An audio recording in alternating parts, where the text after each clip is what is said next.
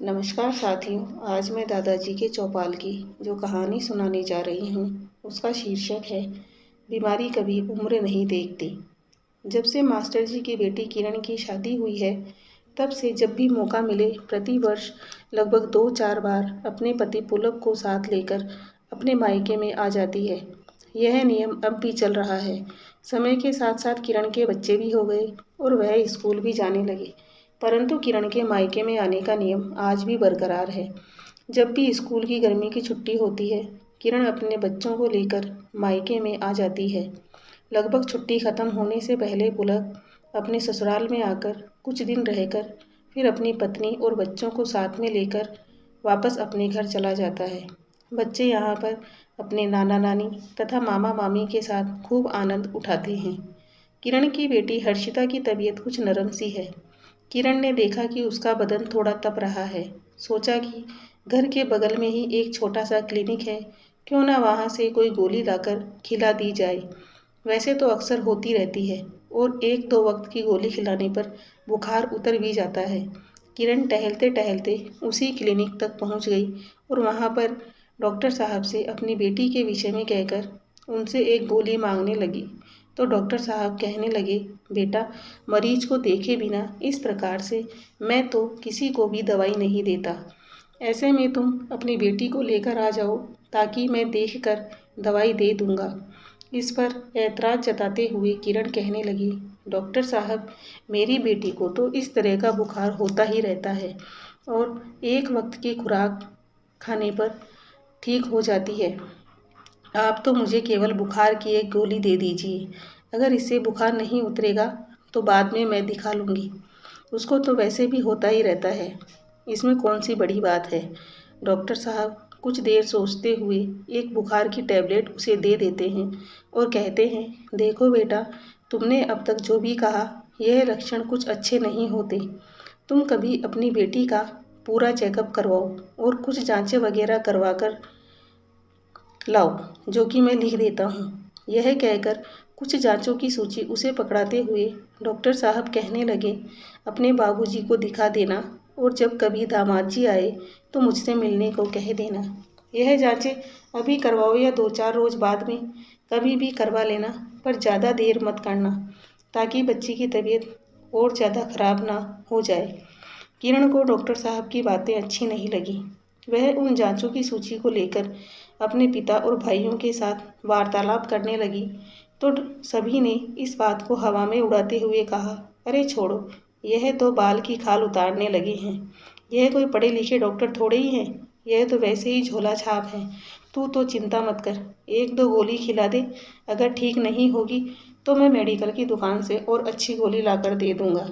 यह सब तो ऐसे ही कहते रहते हैं, उन्हें क्या मालूम, बस 2-4 पेशेंट क्या देख लेते हैं, उनकी रोजी रोटी चल जाती है। अगर पढ़े लिखे होते तो यहाँ थोड़े ही क्लिनिक करते। एक गोली खाते ही हर्षिता का बुखार उतर गया और वह अच्छी हो गई।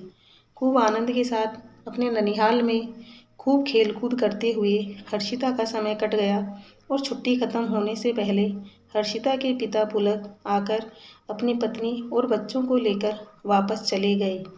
समय गुजरता गया। मास्टर जी के घर पर किरण की बेटी को लेकर फिर से किसी प्रकार की कोई चर्चा नहीं हुई। डॉक्टर साहब भी अपने कर्तव्य में व्यस्त हो गए। पुलक अपने ससुराल में आए तो थे, परंतु जैसा कि हर बार अपने आसपास के लोगों से मिलते हुए डॉक्टर साहब के पास भी आकर बैठ जाते थे।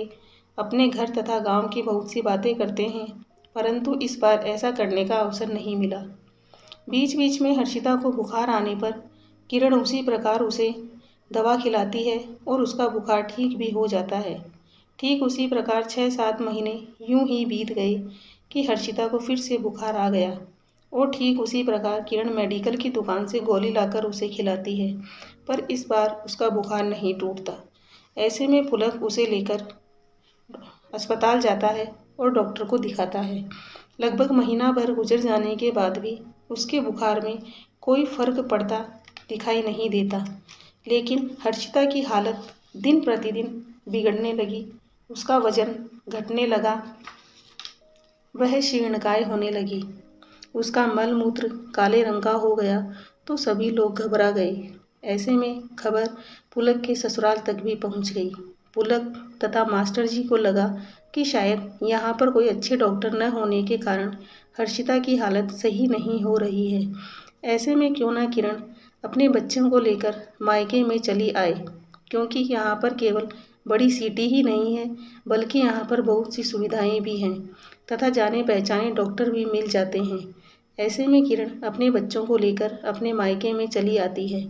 मास्टर जी तथा उनका बेटा अशोक खूब भागदौड़ करके हर्षिता के इलाज में जुट जाते हैं, परंतु हर्षिता की हालत को देखकर घर के सभी लोग इस बात को समझ गए कि अब हर्षिता को बचा पाना मुश्किल है। ज़्यादा से ज़्यादा कोई 2-4 रोज और जीवित रहेगी, यह भी कह पाना मुश्किल है।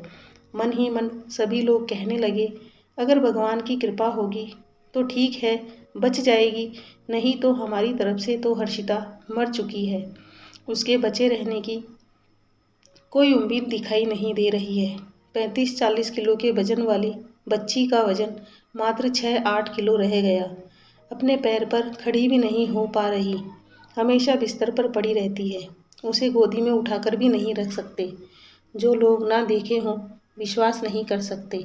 सामने और पीछे की चमड़ी के बीच केवल कुछ हड्डियां ही बची हुई है।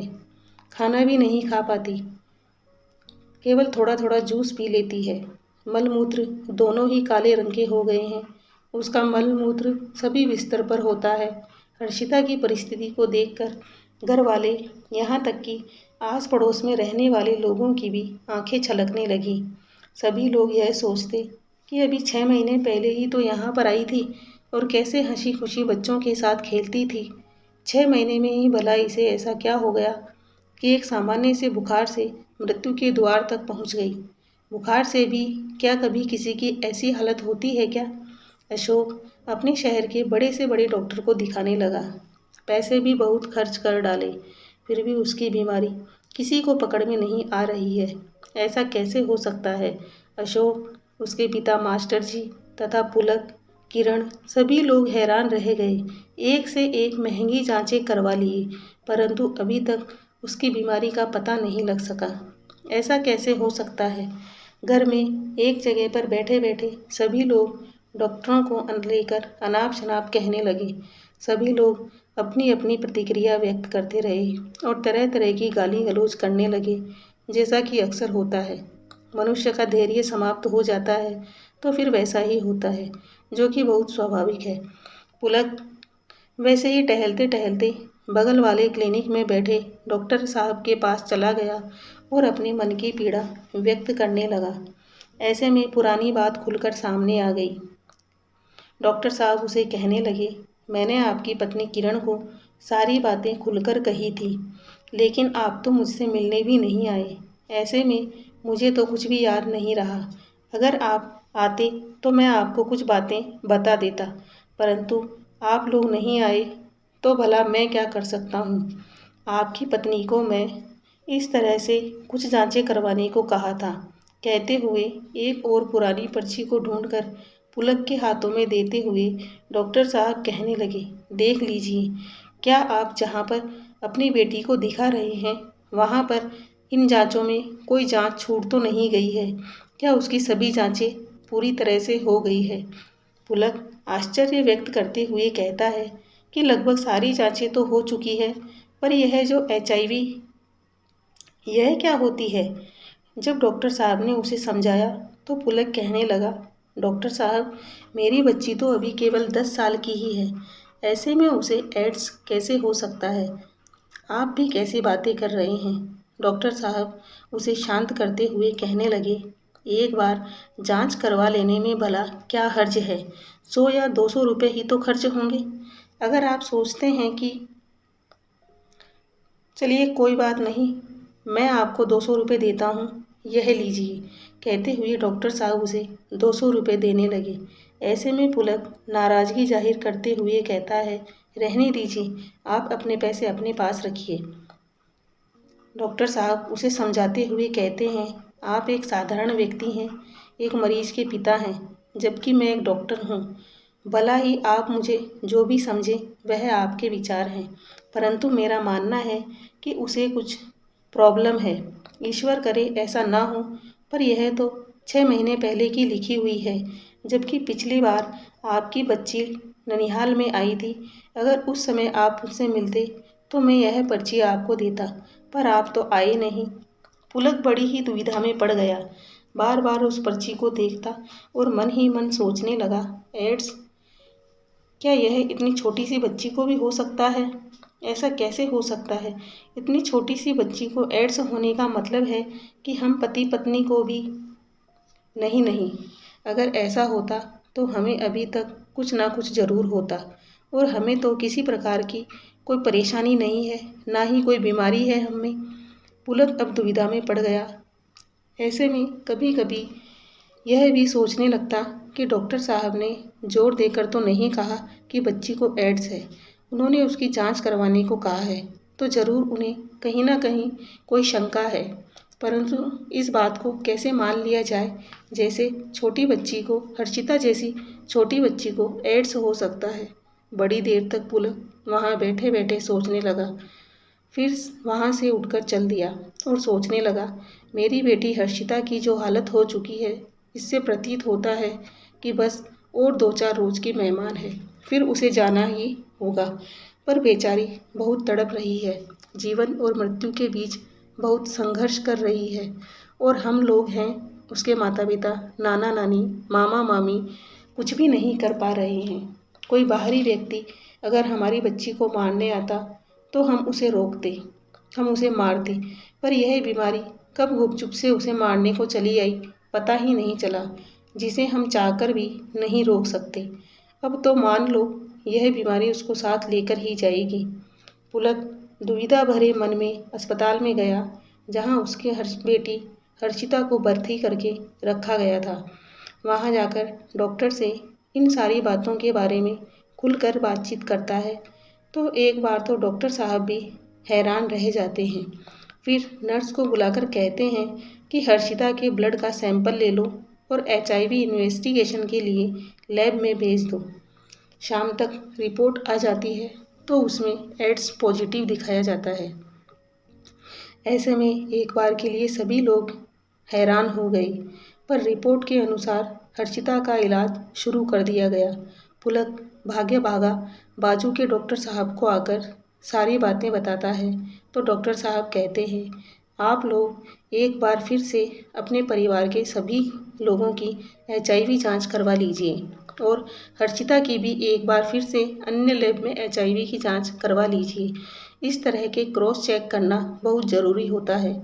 अगर वहाँ पर सभी का रिजल्ट एक समान आता है तो निश्चित है कि हर्षिता को एड्स है, उसका इलाज होना है। पर आप लोग चिंता मत कीजिए, क्योंकि अब इस बीमारी का इलाज हो जाता है। अब तो निश्चित है कि आपकी बेटी अच्छी हो जाएगी, क्योंकि उसकी बीमारी पकड़ में आ गई है। 6 महीने पहले जब मैंने आप लोगों से कहा था, अगर उस वक्त आप लोग ध्यान देते तो शायद उसकी ऐसी हालत नहीं होती।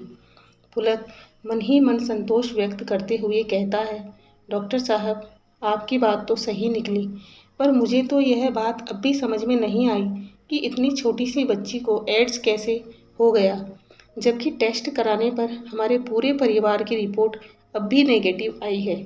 ऐसे में डॉक्टर साहब संक्षेप में उसे सारी बात समझाते हैं और उस बच्ची को एड्स किस प्रक्रिया के तहत और कैसे हो गया कहते हैं कि देखिए, कोई भी बीमारी कोई निश्चित उम्र नहीं होती है। वह कभी किसी की उम्र नहीं देखती, उसे तो किसी न किसी बहाने किसी को भी घायल करना है। पर एक बात है, किसी की बातों को हवा में उड़ाने की बजाय गंभीरता से लेना ही उचित बात होती है। यहाँ पर मैं आप सभी लोगों से अनुरोध करूँगी कि आप लोग हमारे चैनल को लाइक करें, शेयर करें, सब्सक्राइब करें और ज़्यादा से ज़्यादा लोगों तक पहुँचाएं, ताकि हम आपके लिए ढेर सारी प्रेरणादायक रोचक कहानियाँ इस चैनल के माध्यम से पेश कर सकें। धन्यवाद।